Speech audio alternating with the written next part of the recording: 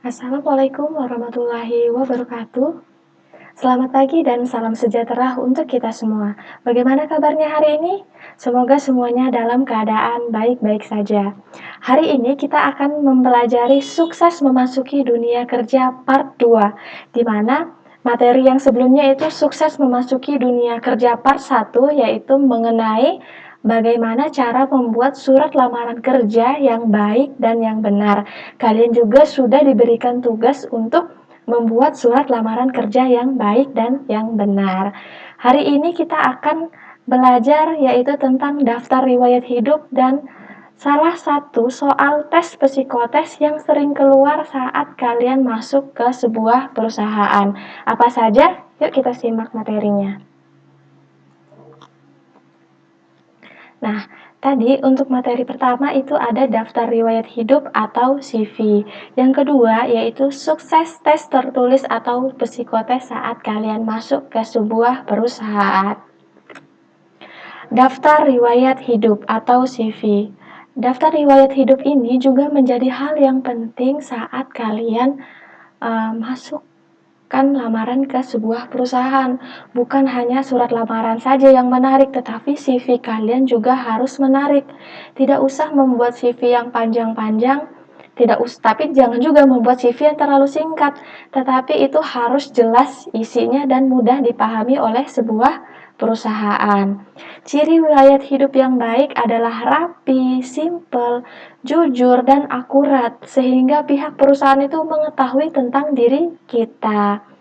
Secara ringkas, isi daftar riwayat hidup itu meliputi yang pertama itu tentang keadaan diri, yang kedua itu mengenai pendidikan. Nah, dalam keadaan diri itu ada nama lengkap kalian, umur dan tempat tanggal lahir, domisili, dan pengalaman kerja kalian. Bu, saya kan baru lulus SMK, saya belum mempunyai pengalaman kerja. Jangan khawatir, saat kalian kelas 2 kemarin, kalian pernah namanya magang ataupun prakerin. Ini bisa dimasukkan sebagai pengalaman kalian. Jadi nanti dimasukkan saja. Misalnya nih, yang jurusannya multimedia, saya pernah magang di Pribo selama kurang lebih 6 bulan. Nah, itu dimasukkan di dalam pengalaman kerja kalian. Misalnya juga untuk yang jurusan TKJ, saya pernah magang di kantor IndiHome selama kurang lebih 6 bulan. Nah, itu juga bisa dimasukkan sebagai pengalaman kerja kalian. Selanjutnya yaitu pendidikan. Pendidikan dasar hingga pendidikan terakhir. Jadi nanti pendidikan yang dimasukkan misalnya TK-nya di mana, terus itu SD-nya di mana, SMA-nya atau SMK-nya di mana, terus kalau misalnya kalian kuliah nanti dimasukkan juga kuliahnya di mana. Yang ketiga yaitu mengikuti pelatihan yang berhubungan dengan posisi yang dicari. Jadi ini misalnya banyak pelatihan, apalagi secara online karena kondisi COVID, kalian ikuti saja, apalagi yang tidak berbayar dan juga mendapatkan sertifikat, itu sangat bermanfaat sekali untuk kalian, karena sertifikat itu juga menjadi penunjang atau pendukung agar kalian cepat diterima sebuah perusahaan. Selanjutnya itu adalah contoh kurikulum fit atau contoh daftar riwayat hidup punya ibu. Nah, di situ juga sudah jelas ya, ada namanya ibu, ada pendidikan terakhirnya ibu, terus juga ada fotonya ibu. Jadi nanti saat perusahaan melihat, oh, dia sudah bisa melihat wajahnya kalian saat kalian melampirkan foto kalian di CV. Selain juga kalian pasti melampirkan foto yang biasanya itu 4x6 atau 3x4 tergantung perusahaannya. Di dalam CV itu ada data pribadi yang seperti Ibu jelaskan tadi, ada tempat tanggal lahirnya kalian, ada jenis kelamin, agama, kewarganegaraan, status, alamat KTP, alamat sekarang, nomor telepon kalian, terus ada email juga. Diusahakan nomor telepon dan email ini harus yang aktif. Jadi saat nanti pihak perusahaan itu tertarik dengan CV kalian, jadi bisa menghubungi kalian agar bisa datang ke perusahaannya untuk melaksanakan tes. Selanjutnya tadi ada pendidikan. Nah, ini bisa dilihat ya cara memasukkan pendidikannya itu bisa seperti ini, misalnya SDN 006 Jemparing, lulusan tahun 2002 sampai 2008. Begitu juga dengan SMP-nya, begitu juga dengan SMA-nya, begitu juga dengan kuliahnya. Selanjutnya pengalaman kerja. Nah, Ibu tadi sudah jelaskan ya, untuk pengalaman kerja kalian tidak usah pusing karena kalian sudah pernah melaksanakan prakerin dan sudah pernah melaksanakan magang saat kalian kelas 2 SMK. Selanjutnya yaitu kemampuan. Nah, kalau misalnya nih karena kalian sekolah IT, kemampuan Microsoft Word, Microsoft Excel, maupun Microsoft PowerPoint-nya sudah tidak usah diragukan ya, karena kalian itu sudah jago-jago untuk Microsoft Office-nya. Jadi nanti misalnya ditambahkan saja untuk kalian yang jurusan RPL spesifiknya kemana, untuk yang jurusan TKJ nanti spesifiknya kemana, begitu juga dengan multimedia, OTKP, dan BDP, nanti bisa dimasukkan di kemampuannya. Selanjutnya adalah sukses tes tertulis atau psikotes. Jadi itu ada dua ya anak-anak, ada saat kalian sebelum tes, ada saat kalian sesudah tes. Sebelum tes apa saja sih yang perlu kalian siapkan? Yang pertama itu harus yakin. Kalian harus yakin dengan kemampuan kalian, dengan skill kalian, dan kalian juga harus yakin bahwa yang dicari itu memang basicnya kalian. Selanjutnya adalah istirahat yang cukup. Ini sangat penting sekali ya. Ini juga menjadi faktor penentu kalian bisa cepat diterima kerja. Misalnya nih besok kalian dipanggil untuk tes ke suatu perusahaan, berarti malamnya itu kalian tidak boleh bergadang, harus istirahat yang cukup. Selanjutnya adalah sudah tahu tempat tes. Nah, contoh lagi nih, misalnya besok kalian itu dipanggil tes tertulis ataupun tes wawancara. Malamnya kalian atau sehari sebelumnya kalian harus sudah survei tempat tersebut. Apakah tempatnya jauh atau tempatnya dekat? Kalau misalnya tempatnya jauh, berarti besok kalian harus datang lebih awal supaya kalian tidak terlambat. Selanjutnya adalah baca kembali surat lamaran dan CV kalian. Jadi nanti seorang HRD atau seorang pewawancara atau seorang pimpinan perusahaan akan membuka lamaran kalian dan CV kalian. Mungkin ada poin-poin tertentu yang akan mereka tanyakan, mungkin seputar pengalaman kalian. Maka penting sekali ya jika kalian itu memasukkan saat kalian magang kelas 2 itu. Selanjutnya berlatih soal psikotes. Nah, nanti Ibu berikan salah satu contohnya soal psikotes yang sering muncul saat kalian masuk ke perusahaan. Tapi masih banyak tes-tes yang lain. Misalnya kalian mau mencari tahunya di Google itu banyak sekali. Selanjutnya berdoa sebelum berangkat. Ini sangat penting sekali ya anak-anak semua. Jadi sebelum kalian berangkat tes, kalian itu harus berdoa. Bahkan kalian harus meminta doa restu dengan orang tua kalian atau bahkan kalian meminta maaf dengan orang tua kalian jika kalian pernah menyakiti hati orang tua kalian agar nanti saat tes hasilnya memuaskan, hasilnya bagus dan bisa berjalan dengan lancar. Tiba lebih awal. Ini juga berkaitan dengan sudah tahu tempat tes. Kalau misalnya kalian sudah survei atau sudah cek dulu sehari sebelumnya, kalian pasti bakal tiba lebih awal. Contohnya saja nih, kalian udah terlihat nih dari sekarang yang mungkin saat kalian masuk ke kelas itu tepat waktu, ada yang terlambat. Tapi kalau misalnya sekali dua kali Bu terlambatnya, oke lah ya sudah yang misalnya terlambatnya sering betul. Nah, itu nanti bisa menjadi contoh cerminan nanti saat kalian ke depannya. Jadi belajar ya dari sekarang masuk ke kelasnya, masuk ke pelajaran gurunya itu harus tepat waktu. Jadi saat nanti kalian melamar pekerjaan, kalian juga bisa datang tepat waktu. Selanjutnya peralatan alat tulis.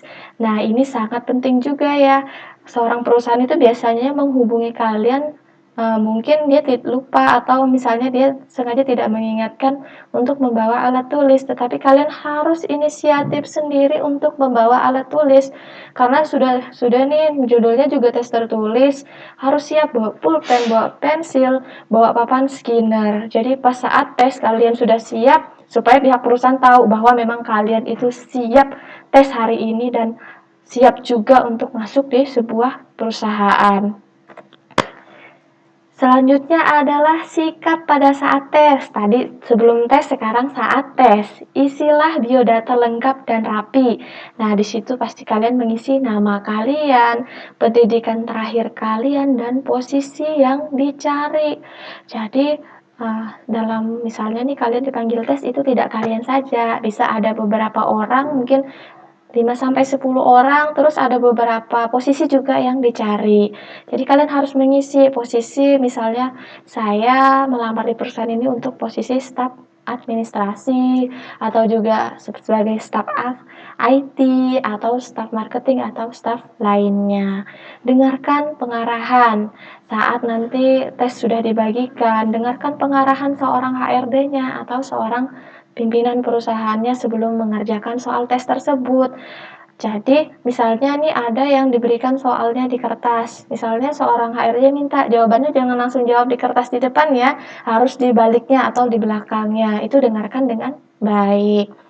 Jangan enggan untuk bertanya bila belum paham. Ini juga sangat penting ya. Kalau misalnya kalian belum paham dengan yang dijelaskan HRD, kalian bertanya saja dengan mengangkat tangan kalian, terus sebutkan nama kalian. Terus tanyakan apa yang bagian yang belum paham.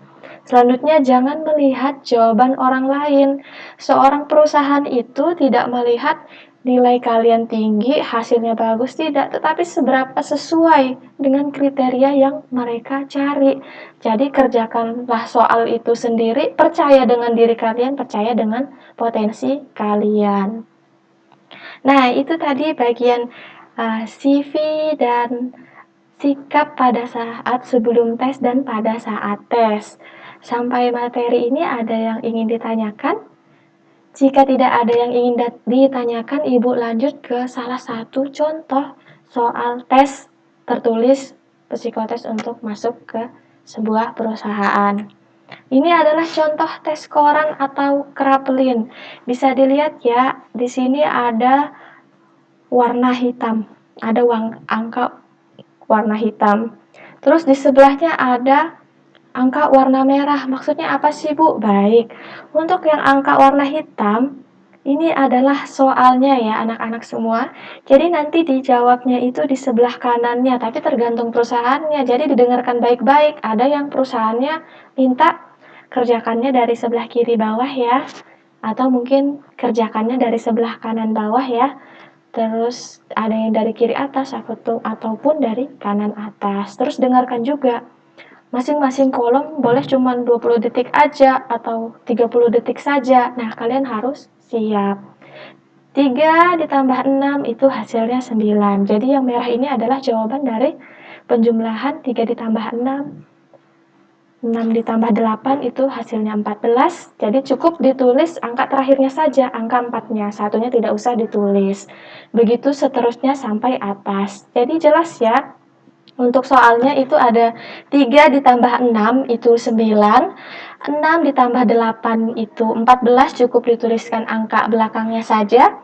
8 ditambah 7 itu 5, 15 cukup ditulis angka 5-nya saja, begitu seterusnya sampai ke atas.